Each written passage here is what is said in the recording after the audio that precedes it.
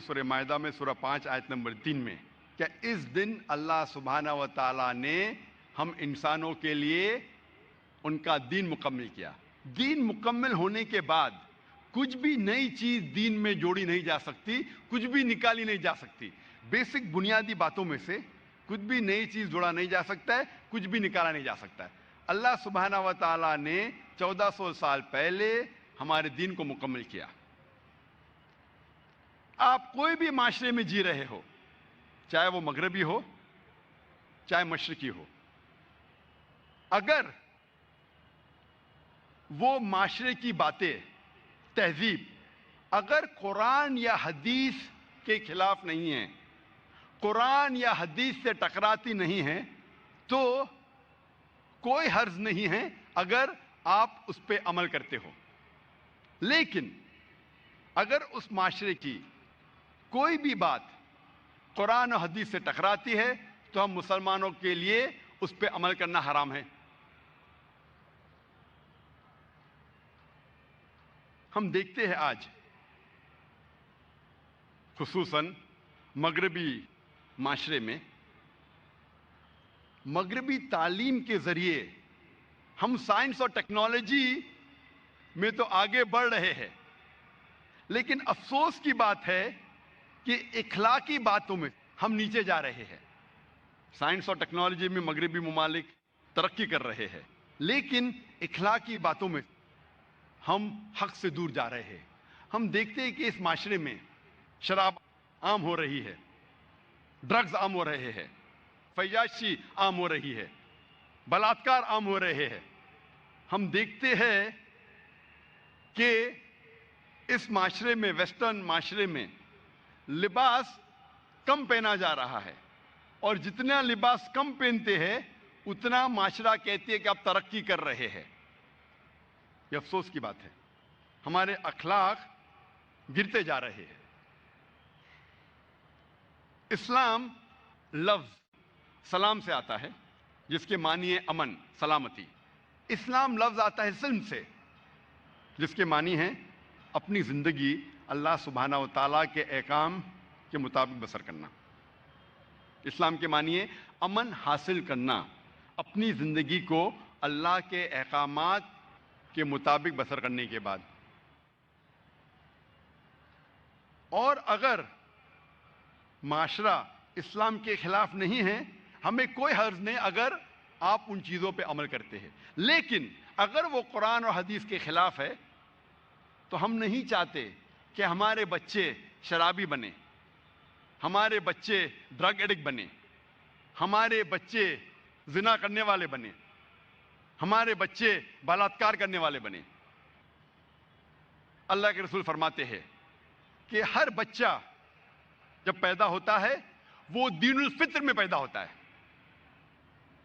دین الفطر مطلب انسان جب بچہ پیدا ہوتا ہے وہ اللہ سبحانہ و تعالیٰ کے احکامات کے مطابق اپنی زندگی بسر کرتا ہے۔ دین الفطر یہ انسان کی فطرت ہے کہ وہ اللہ کا کہنا مانے۔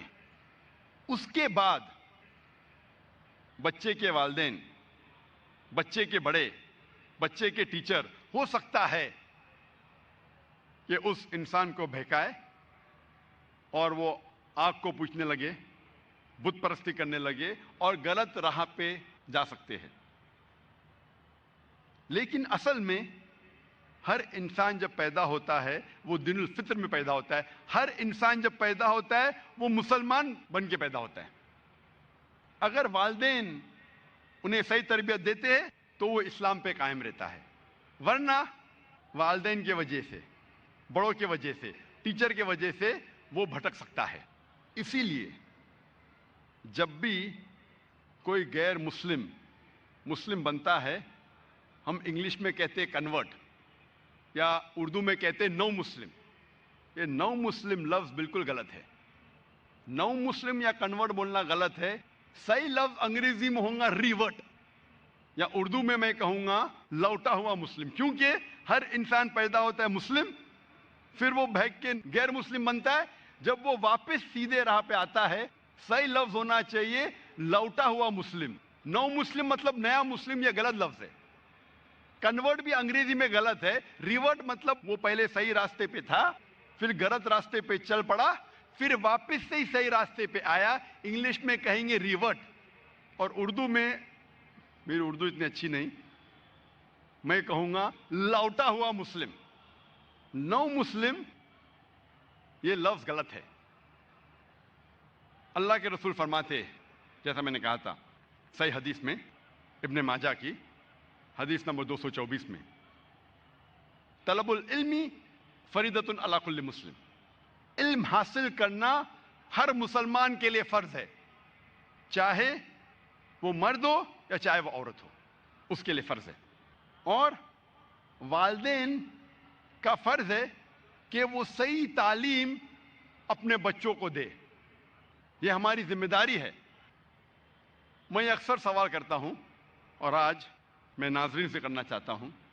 میں آپ سے پوچھنا چاہتا ہوں کہ جب ہم ہمارے بچے کے مستقبل کے بارے میں سوچتے ہیں, ان کے مستقبل کے بارے میں سوچنے کا صحیح وقت کبھی ہے؟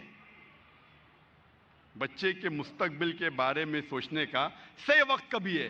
ہم کیا چاہتے ہیں کہ ہمارے بچے مستقبل میں کیا بنے, کیا کرے, علم حاصل کرنے کے بعد کیا بنے, کیا پڑھے؟ صحیح وقت کب ہے؟ کب؟ اسکول میں ڈالنے کے وقت, کبھی. کئی لوگ دیگر جواب دیتے. کچھ لوگ کہتے ہیں کہ اسکول سے فارغ ہونے کے بعد میں میرے بچے کے مستقبل کے بارے میں سوچوں گا, کیا بڑا بن کے کیا بنے, کہ ڈاکٹر بنے, کہ انجینئر بنے. کچھ لوگ کہتے ہیں کہ 10ویں کے ایگزام کے پہلے 2 سال پہلے میں انہیں ٹریننگ دوں گا, تو 8ویں سے میں میرے بچے کے مستقبل کے بارے میں سوچوں گا. کچھ لوگ کہتے نہیں, جب بچہ اسکول میں داخل کروں گا, میں جب بچے کے اسکول کے داخلے کے پہلے میں اس کو ایک اچھی اسکول میں ڈالوں گا تاکہ میں اسے اچھی تعلیم دے سکوں. ایک شخص نے مجھے کہا کہ جب میرا بچہ پیدا ہوگا اس وقت میں اس کے مستقبل کے بارے میں سوچوں گا.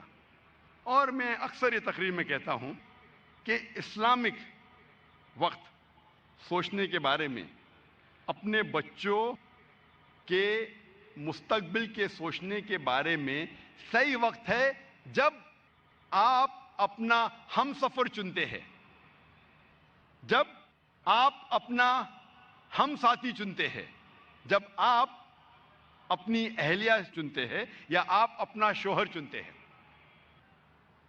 یہ صحیح وقت ہے, یا آپ کہہ سکتے آخری وقت, اپنے بچوں کے مستقبل کے بارے میں سوچنے کا.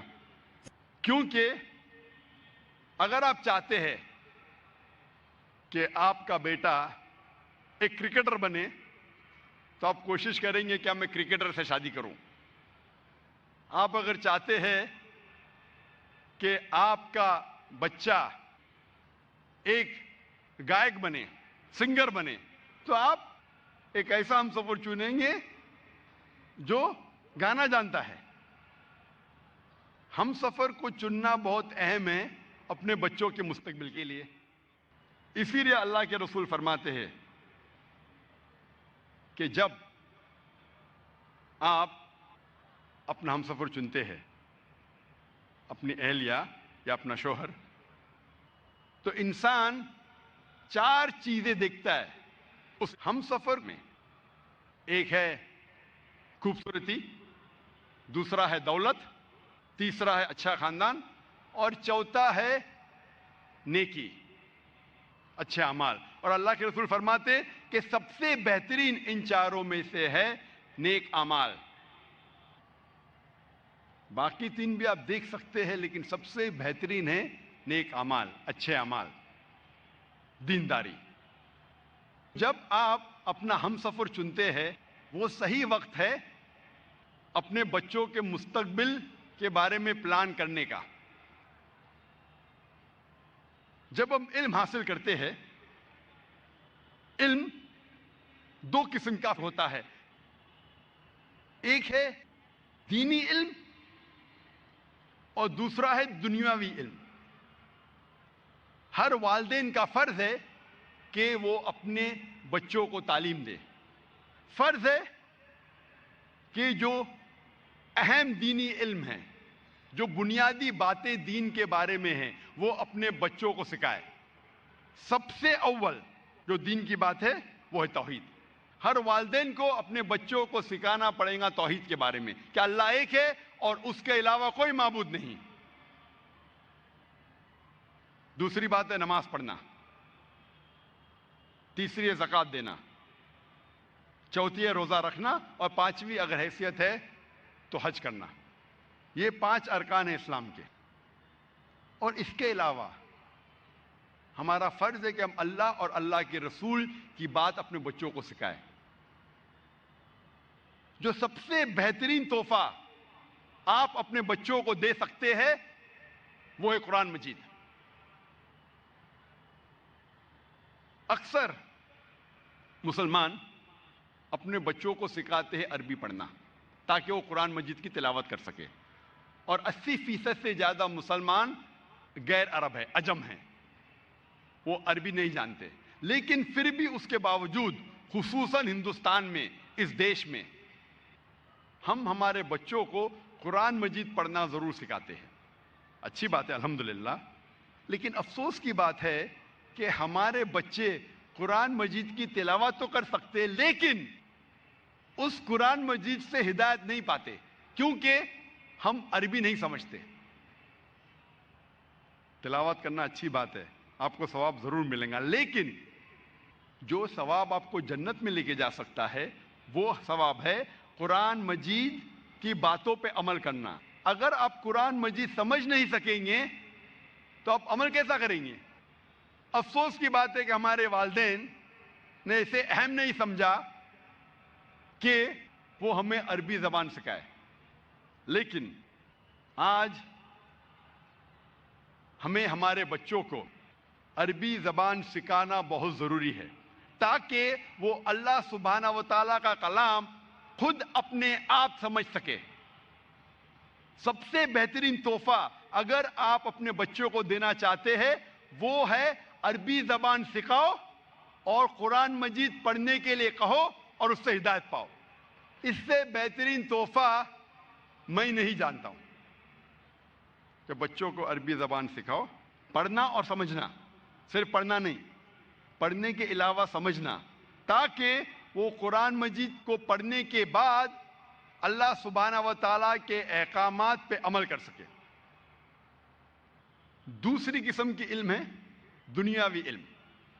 وہ دنیاوی علم جو آپ کو اپنے رب، اپنے خالق کے قریب لے جاتا ہے وہ آپ کے لیے بہت بہترین ہے. لیکن وہ علم جو قرآن اور حدیث کے خلاف ہے، اپنے رب، اپنے خالق سے دور لے جاتا ہے، وہ آخرت میں کوئی فائدے کا نہیں. اور آج کے معاشرے میں سب سے بہترین پیشہ جو سمجھا جاتا ہے وہ ہے ڈاکٹر کا. اکثر والدین کی خواہش ہے کہ میرا بیٹا ڈاکٹر بنے.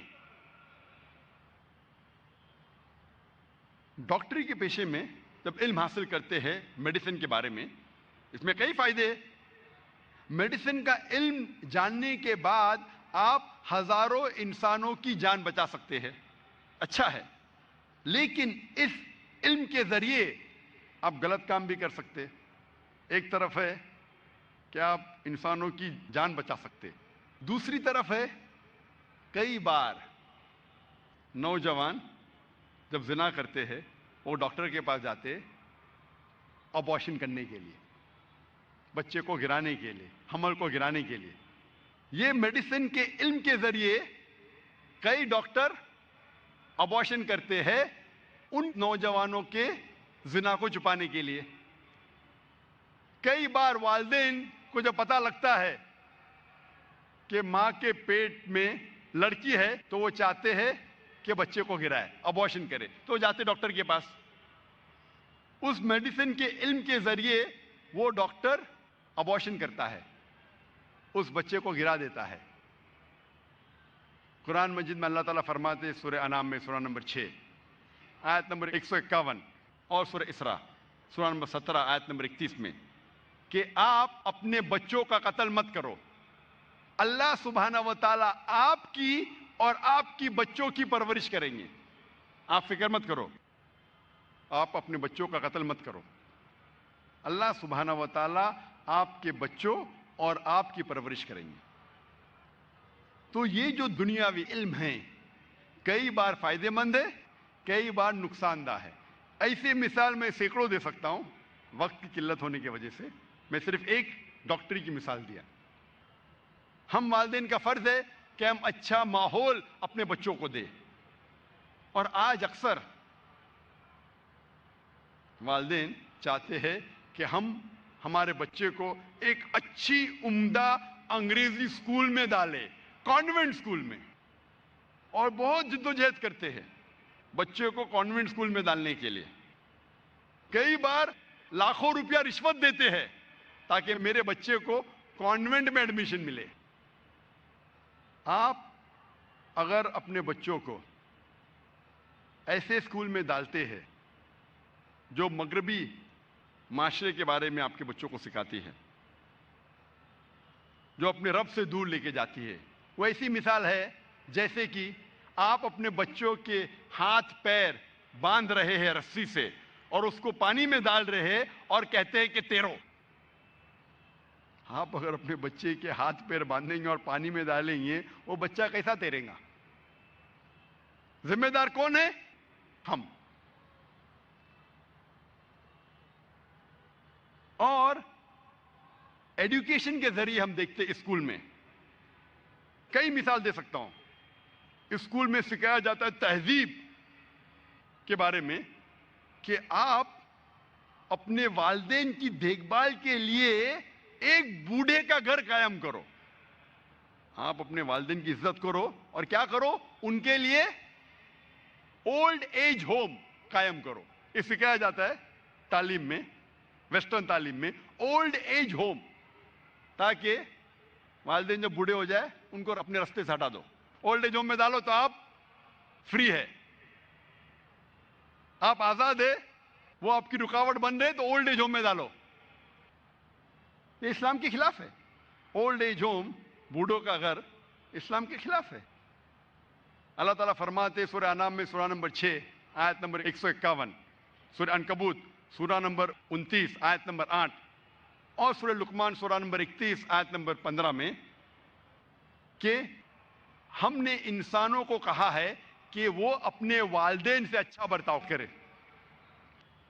اور اللہ تعالیٰ فرماتے سورہ اسراء میں سورہ نمبر 17 آیت نمبر 23 اور 24 میں کہ آپ اپنے رب کی عبادت کرو اور اس کے بعد اپنے والدین سے اچھا برتاؤ کرو, اور دونوں میں سے ایک یا دونوں ضعیف ہو جائے تو ان کو اف تک مت کہو, لیکن ان کے ساتھ اچھا برتاؤ کرو اور ان کے ساتھ حسن سلوک کرو, اور اللہ سے دعا کرو کہ ان کو برکت دے, کیونکہ انہوں نے بچپن میں میری پرورش کی.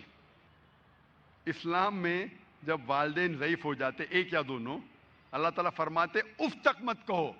اور یہاں مغربی تعلیم میں ہمیں سکھایا جاتا ہے اولڈ ایج ہوم بناؤ. یہ اسلام کے خلاف ہے. مغربی تعلیم میں ہمیں سیکس ایڈوکیشن سکھایا جاتا ہے, اور جو میں مغربی تعلیم کہہ رہا ہوں وہ ہندوستان میں بھی, بمبئی میں بھی ہو رہا ہے. سیکس ایڈوکیشن صرف ویسٹرن کنٹریز میں نہیں, انڈیا میں بھی, بمبئی میں بھی. آپ کتنے اسکول میں جاؤ, وہاں آپ کو تعلیم دینے کے لیے اسپیشلسٹ آتے ہیں جسے کہتے ہیں سیکس ایڈوکیٹرز, اور کہتے ہیں بچوں سے اسکول میں, چھٹی کے بچوں سے, 7ویں 8ویں 9ویں 10ویں, مغربی ممالک میں نہیں, بمبئی شہر میں کہتے ہیں کہ آپ کانڈم کا استعمال کرو ورنہ بیمار ہو جائیں گے, بیماری پھیلیں گی. کانڈم کا استعمال کرو ورنہ بچہ پیدا ہو جائے گا. آپ مغربی ملک میں جائیں گے تو ہورڈنگز لگے ہیں, condomise yourself, save yourself from AIDS, condomise yourself, مطلب ایڈز سے بچنے کے لیے کانڈم کا استعمال کرو. مغربی ملک میں تعلیم یہ دینا چاہیے کہ زنا مت کرو، تو تعلیم دے رہے، زنا کا راستہ دکھا رہے، کرو لیکن بیماری سے بچنے کے لیے کانڈم کا استعمال کرو۔ ہمارے معاشرے کو کیا ہوا ہے؟ اور افسوس کی بات ہے کہ اب پیرنٹس کو بلایا جاتا ہے اور ایک بھی پیرنٹ اپنا منہ بھی نہیں کھولتا ہے۔ ایک بھی پیرنٹ، وہ پیرنٹ کو بھی تعلیم دی جاتی ہے کہ اپنے بچوں سے کہو کہ کانڈم کا استعمال کرو۔ اور جب میں تقریر کیا تھا 10 سال پہلے، ایک سٹیٹسٹکس ہے یو کے کا، سن 1999 کا، 1999 کا، اور وہ سٹیٹسٹکس یہ کہتا ہے کہ اکثر لڑکیاں 19 سال ہونے کے پہلے 90% سے زیادہ لڑکی دے لوز دے ورجنٹی، ہندی میں کہوں گا کہ وہ زنا کرتی ہے۔ 90% سے زیادہ لڑکیاں 19 سال ہونے کے پہلے یو کے میں زنا کرتی ہے۔ اور ایک سٹیٹسٹک جو چند سال بعد کا ہے کہ یو ایس اے میں 95% of the girls lose their virginity before they leave college. 95%، 95%۔ چند سال پہلے میرے ایک دوست تھے جو ڈاکٹر ہے،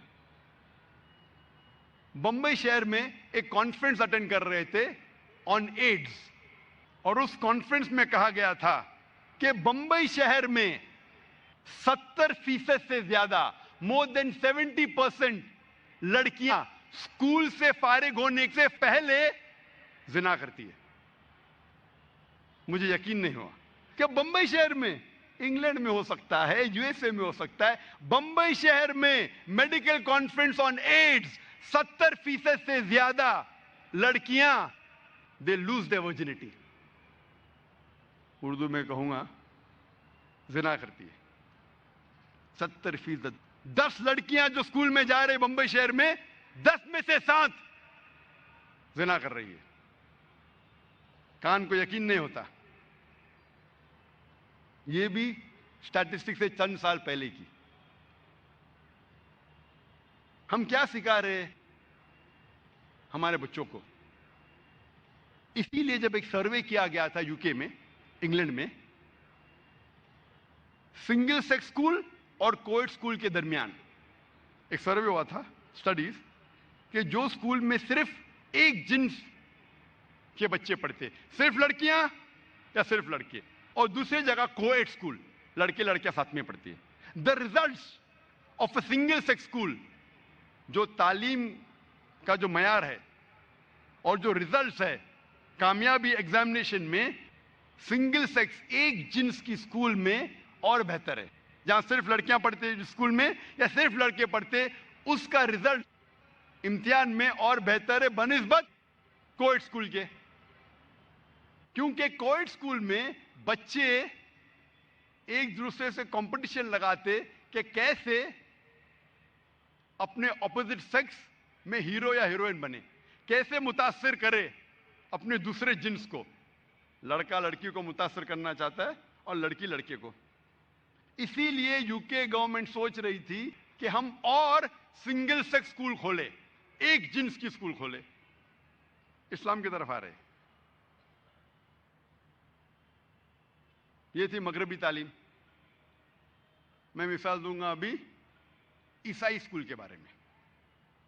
ہندوستان کو انگریز تو چھوڑ کے گئے، لیکن تعلیم کی بنیاد اب بھی کرسچن مشنریز کے ہاتھ میں ہے۔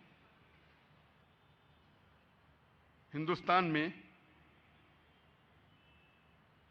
کئی اسکول ہیں، اکثر جتنے اسکول ہیں ہم جانتے ہیں میجورٹی جو ایڈوکیشن، جو بنیادی ایڈوکیشن کی تعلیم ہے، اکثر شہروں میں وہ کرسچن کانوینٹ اسکولز کر رہے ہیں۔ اور کئی اسکولوں میں بچوں کو کس طریقے سے متاثر کیا جاتا ہے اس کی مثال دوں گا میں۔ اکثر اسکول میں، چاہے بمبئی میں ہو، دلی میں ہو، بنگلور میں ہو، حیدرآباد میں ہو، اکثر اسکول میں صبح کو انہیں دعا کرنی پڑتی ہے عیسیٰ علیہ السلام کو، نعوذ باللہ، کیونکہ عیسائی مانتے ہیں کہ عیسیٰ علیہ السلام خدا ہے، نعوذ باللہ۔ اور ہر صبح ہمارے بچے عیسیٰ علیہ السلام سے دعا کرتے ہیں، پھر بھی ہم لاکھوں روپیہ ڈونیشن دے رہے، رشوت دے رہے اسکول میں داخل کرنے کے لیے، تاکہ ہمارے بچے ہر صبح شرک کریں۔ وہ تو کیا دیکھا جائے گا، میں بچے کو گھر پہ سکھاؤں گا۔ افسوس کی بات ہے کہ بمبئی تو چھوڑیے، ہمارے علاقے میں جہاں میرا ادارہ ہے اسلامک ریسرچ فاؤنڈیشن، اس محلے کا نام ہے ڈونگری۔